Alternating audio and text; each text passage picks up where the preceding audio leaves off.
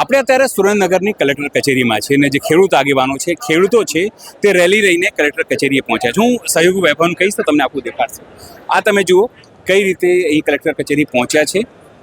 Police સાથે એમની મંત્રણા થઈ રહી છે કે કેટલાક લોકોને જવા દેવામાં આવશે એની મંત્રણા થઈ રહી છે, અથવા તો નેહુલભાઈને તમામ લોકો જે છે અત્યારે ગયા છે. તમામ જે અહીંયા જે આગેવાનો છે તે અહીંયા આવીને બેઠા છે, રાહ જોઈ રહ્યા છે કે અંદરથી જ્યારે આવશે ત્યારે કોઈ એક મેસેજ લઈને આવશે, આવેદનપત્ર આપવા તે લોકો તમામ પહોંચ્યા છે. આપણે જે છે અહીંયા જે ખેડૂત આગેવાનો છે તેમની સાથે પણ અહીંયા વાત કરીશું ત્યાંથી જઈને. સાહેબ, શું નામ છે આપનું? વિપુલભાઈ. વિપુલભાઈ ક્યાંથી આવ્યા છો? મેમકાથી. મેમકાથી આવ્યા છો. શું કહેશો આજે અહીંયા આવ્યા છો? કઈ ને આ બધા થાંભલા રદ કરો કે પૈસા આપો પહેલા. પૈસા આપવા નથી ને થાંભલા નાખી દેવા પહેલા. એમ કોઈ નાખવા દે? તો કે આ લોકો કેમ નાખી દે છે અંદર આવીને પૂછ્યા વગર તમે લોકોને? અરે નો ના પાડ્યું તો પોલીસ લઈને હારે આવે છે. હા, એટલા માટે પછી બેવરે દે ઘરે અને નાખી દે છે. પછી પેમેન્ટ મળતું નથી. 4 ગણું વળતર મળે તો આપણે નાખવા દેવાનું. તો પછી શું કરશો હવે? આ તો આવી તો કરશે, તમારી જમીનો લઈ લેશે. આગળ જઈશું જો આંદોલન. અચ્છા, દિલ્હી જઈશું, ગાંધીનગર જઈશું. એટલે દિલ્હી બી જશે? હા, આવો આગળ તમે જુઓ, દેખાડશો તમે અહીંયા તમામ અત્યારે જે છે ગયા છે. એટલે જે અહીંયા જે જય જવાન જય કિસાનના જે નારાઓ છે એ અત્યારે લાગી આવે છે. કોઈ ઉશ્કેરાય નહીં તેના માટે પણ પ્રયત્નો થઈ રહ્યા છે. આપણે જે બીજા આગેવાનો છે એમની સાથે પણ વાત કરીશું કે શું કહેશો જે રીતે અહીંયા તમને અહીંયા રોક્યા છે અંદર તમારા ખેડૂતોને. અહીંયા મારે જ થાંભલો આખો આવે છે. એ થાંભલાની અંદર અત્યારે મેં અંદર જઈ શકતા નથી. નીચેના બધા ઝાડવા કાપી નાખ્યા છે અને વળતર દેતા નથી. કયા ગામના છો તમે? ખોડુના. અચ્છા, ખોડુના છો. કેટલા વીઘામાં નુકસાન થયું? 15 વીઘામાં. અચ્છા, તો પછી આ લોકો વળતર નહીં આપતા કેવી રીતે અંદર કરી જાય? આપતા નથી. થાંભલા નાખી દીધા છે અને તારે ખેંચવાની તૈયારીમાં છે અને હજી વળતર નથી આપતા. તો પછી હવે શું કરશો? આવી રીતે વળતર નથી આપતા, તાર ખેંચી લે છે. હા, એ તો હવે આમાં તો આપણે ઓલું કરવું તો પડે જ ને. શું નામ છે આપનું? ભાઈ, ક્યાંથી આવ્યા છો? લીમડી તાલુકો શિયાણે ગામ. અચ્છા, તમારે ત્યાં તો થાંભલા નંખાઈ ગયા છે? ખાઈ જાય બધું તમે કાંઈ આપતા નથી. શું કરું? પણ એ તો જત કર્યા પણ કોઈ સાંભળતું નથી. શું કરવાનું? તો તમે સાંભળો અહીંયા જે અલગ અલગ તમે નથી કોઈને બાપની વિરોધી પરિપત્ર રદ કરો, રદ કરો. વિરોધી પરિપત્ર રદ કરો, રદ કરો. જય કિસાન, જય કિસાન, જય કિસાન. નથી કોઈના બાપની, નથી કોઈના બાપની. વિરોધી પરિપત્ર રદ કરો, રદ કરો. જય કિસાન, જય કિસાન, જય કિસાન. નથી કોઈના બાપની, નથી કોઈના બાપની. જય કિસાન, જય કિસાન, જય કિસાન. રદ કરો, રદ કરો. રદ કરો, રદ કરો. નથી કોઈના બાપની, નથી કોઈના બાપની. નથી કોઈના બાપની. જય કિસાન, જય કિસાન, જય કિસાન. રદ કરો, રદ કરો. રદ કરો, રદ કરો. જય કિસાન, જય કિસાન. નથી કોઈના બાપની, નથી કોઈના બાપની. જય કિસાન, જય કિસાન. તમે સમજો જે લોકો છે એ વિરોધ કરી રહ્યા છે કે જે પરિપત્ર સરકારે જે બહાર પાડ્યો છે એ પરિપત્રનો જે વિરોધ છે એ છે. જે રીતે આવ્યા છો, આપણે દિવસે મળ્યા હતા રાત્રે, આ લોકો કે જે પરિપત્ર જે છે એનો વિરોધ છે. સરકાર કહે છે કે અમારી પરિપત્ર ખૂબ સારો છે, ઐતિહાસિક છે પરિપત્ર. તો સરકાર તો આ ગુજરાતમાં બધું સારું સારું જ કહે છે, પણ ગુજરાતના ચારે ખૂણા પર બધી જગ્યાએ ખેડૂતોના હોય, વિદ્યાર્થીઓના હોય, આંદોલન ચાલુ છે. એટલે એનો મતલબ સાફ છે કે સારું હોય તો આંદોલન હોય નહીં. એટલે સરકાર ખેડૂતોને બધાને છેતરવાનું કામ કરે છે વર્ષોથી, અને ખેડૂતોએ થોડીક ભૂલ કરે છે ચૂંટણી ટાઈમે. અત્યારે જે જનૂનથી જે આંદોલન કરી રહ્યા છે એવું જ જનૂન જો ચૂંટણી ટાઈમે રાખે તો સરકાર સીધી થાય.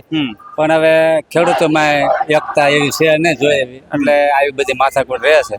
અને આપણે જેને મત આપીએ એના ભાઈ આપણે ભીખ માંગવાની આવી વાત છે. આ ધારાસભ્યો છે, તમારા સાંસદો છે, એ લોકો કઈ વાત સાંભળે છે ખેડૂતોની? બધા કટપુતળીઓ છે.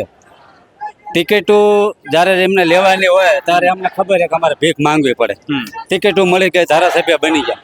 હવે એ બધા ધારાસભ્ય હોય, સાંસદ હોય, તાલુકાના સભ્ય હોય, જિલ્લાના હોય, બધા લોકો ભાજપના ઉપર બેઠેલાના ગુલામો છે. એટલે શું કરે, પબ્લિકના મતે જીતી એમના ધંધા રોજગાર અને પૈસા બનાવવામાં લાગેલા છે. એમને આમની સમસ્યા ખેડૂતોની દેખાતી જ નથી. નહીતર આમાં હોય નહીં. બે આપણે સુરેન્દ્રનગર જિલ્લાના 5 ધારાસભ્ય, એક ધારાસભ્ય નથી, એક જિલ્લા પંચાયતનો સભ્ય નથી, કોઈ નથી. મત જ્યારે લેવા હોય ત્યારે ખેડૂતો ડાયા મત લઈ લીધા પછી અત્યારે આ પોલીસ વાળા જોવો અંદર ન જવા દીધા કે 4 જણા આવો. એમને ખેતરમાં થાંભલા નાખો ત્યારે પોલીસ નો સ્ટાફ ઓછામાં ઓછા 500-600 જણાનો આવે. અને ખેડૂત ને એમના ખેતરમાં મને મારા ખેતરમાં મારા હાથબાર માંગે છે. તમને? હા, મારું ખેતર હોય, મારા ખેતરમાં જવું હોય તો મને ક્યાંક તમારા હાથબાર લાવો. આવી ખેડૂતોની હાલત છે. ખેડૂત હવે સમજે અને લોકો સાથ સહકાર આપે. હું તો એવું કહું છું કે નહીતર આ ખેડૂતને એકલાની સમસ્યા નથી. ખેડૂત જે અનાજ પેદા કરે એમાં સિટીમાં રહેલા લોકો તમામ આ ખેડૂતનું જ અનાજ ખાય છે. એવા લોકોને પણ આ ખેડૂતોને સાથ આપવો જોઈએ. સમજ્યા? ખેડૂતો બિચારો નહીં રહે તો ખાઈશું હું?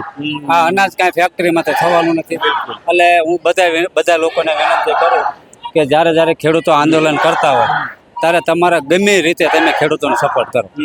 આપણી સાથે બીજા પણ આવે. શું નામ છે આપનું? આપણું નામ ભરતભાઈ. ભરતભાઈ ક્યાંથી આવ્યા છો? ચકમપોર.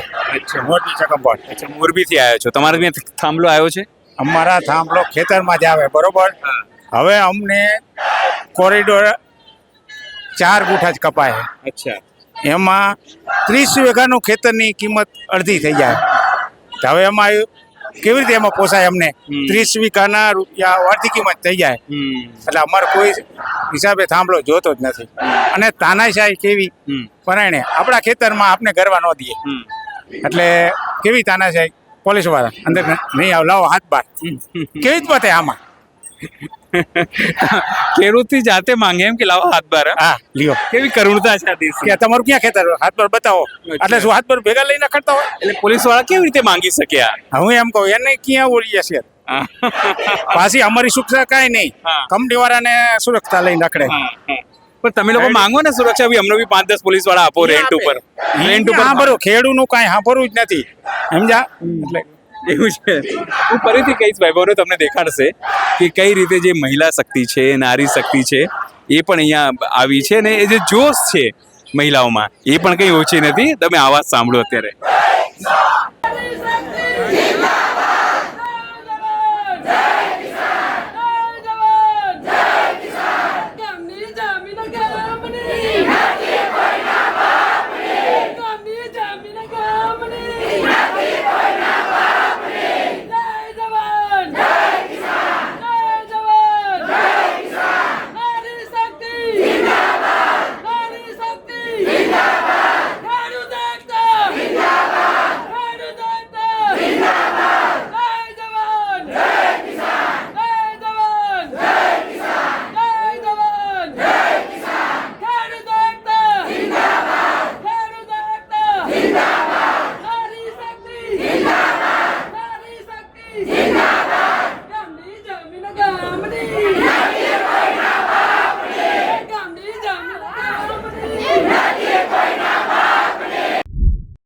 આપણે અત્યારે સુરેન્દ્રનગર કલેક્ટર કચેરીની પાસે બેઠા છીએ. સામે બેઠા છીએ મુખ્ય ગેટની પાસે. તમામ ખેડૂતો તમને કઈ વૈભવ દેખાડશે કે કઈ રીતે અહીંયા બહેનો, ભાઈઓ, ખેડૂતો, એ તમામ લોકો અહીંયા આવીને બેઠા છે. આજે અહીંયા બેઠા છો તમે લોકો. થોડા દિવસ પહેલા આપણે મોરબી મળ્યા હતા, મોરબી બેઠા હતા. આજે શું અહીંયાનું આયોજન છે? આયોજન એક જ છે કે છેલ્લે 4/7/2026 ગુજરાતના ખેડૂતનો મજાક કરતો એક પરિપત્ર બનાવવામાં આવેલો છે સરકાર તરફથી. એ પરિપત્ર કંપની હિતમાં છે, ખેડૂત હિતમાં નથી. એટલે વારે વારે ખેડૂતોની મજાક તો ચાલતી જ રહે છે આ સરકારમાં. એટલે એ પરિપત્ર રદ કરવા માટે આજે સુરેન્દ્રનગર જિલ્લાના ખેડૂતો એકઠા થયા છે. શાંતિપ્રિય રીતે પગપાળા કલેક્ટર સાહેબને આવેદનપત્ર આપવામાં આવ્યા છે કે આ પરિપત્ર કંપની હિતમાં છે, ખેડૂત હિતમાં નથી, અને તાત્કાલિકના ધોરણે રદ કરવામાં આવે અને ખેડૂત હિતનો પરિપત્ર બનાવો, ખેડૂતને યોગ્ય વળતર મળે એવો પરિપત્ર બનાવો. એના માટે આજે ખેડૂતો એકઠા થયેલા છે. કોણ કોણ અંદર ગયું છે અત્યારે? અંદર અમારા ખેડૂતના પ્રતિનિધિઓ ગયેલા છે. આના પછી શું આયોજન છે? સમજો આજે તો તમે લોકો અહીંયા આપશો, પછી શું આગળની રણનીતિ રહેવાની? ખેડૂતની રણનીતિ એક જ છે કે ગુજરાતના એક એક ખૂણે 18,000 ગામડે જઈને ખેડૂતને જાગૃત કરવાના છે કે તમારા ખેતરમાં આ ખાનગી કંપનીના વીજ પોલ છે, સરકારના વીજ પોલ નથી. આના વિરુદ્ધમાં વળતર પણ આપવામાં આવે છે. હજી છેવાડાના એવા અમુક ગામડાઓ છે ગુજરાતના કે જ્યાં ખેડૂતને ખબર નથી કે આ વીજ પોલ નાખવામાં આવે છે એ ખાનગી કંપનીના છે કે સરકારના છે. એ સરકારના સમજીને જ કામ કરવા દે છે. એટલે આવનારા સમયમાં જાગૃતિ અભિયાન તરીકે ગુજરાતના એક એક ખૂણે એક એક ગામડે સુધી પહોંચવામાં આવશે અને ખેડૂતને જાગૃત કરવામાં આવશે. જે રીતે તમે લોકો અહીંયા બેઠા છો, નારાબાજી તમામ વસ્તુ થઈ રહી છે, પોલીસ પણ અહીંયા મોટી સંખ્યામાં છે, પણ સવાલ એ છે કે લડાઈ કેટલી લાંબી લડવાની છે? કારણ કે સરકારે તો પોતાનું ઐતિહાસિક પરિપત્ર બહાર પાડી દીધું જે તમને લોકોને મંજૂર નથી.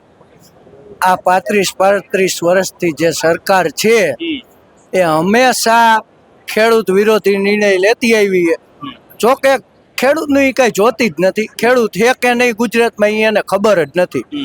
જો ખબર હોય તો બિયારણના આટલા ભાવ ન હોય, પાક વીમો હાવ નાબૂદ ન કરી દીધો હોય, કે આ વીજ પોલના થાંભલા આવે એનું વળતર પાવલી જેવું ન આપ્યું હોય. અત્યારે કરોડોની જમીનો છે તો એ પ્રમાણે એને વળતર આપવું જોઈએ. અમે કાંઈ એવું જાજુ વળતર માંગતા નથી. જે રાજસ્થાનમાં આપ્યું છે, મધ્યપ્રદેશમાં આપ્યું છે, એ જ વળતર અમે અહીંયા માગી છીએ. ગુજરાતમાં જ કેમ વળતર ન આપવામાં આવે? બીજા તમામ રાજ્યોમાં વળતર આપવામાં આવે તો ગુજરાતમાં શું કામ નહીં? ગુજરાતના ખેડૂત શું પાકિસ્તાની છે? શું દોષી છે? કાંઈ ગુનો કર્યો છે ગુજરાતના ખેડૂતે કે સરકારનું કાંઈ લઈ લીધું છે? હંમેશા આ ખેડૂત બધાને ખવડાવતો જ આવ્યો છે.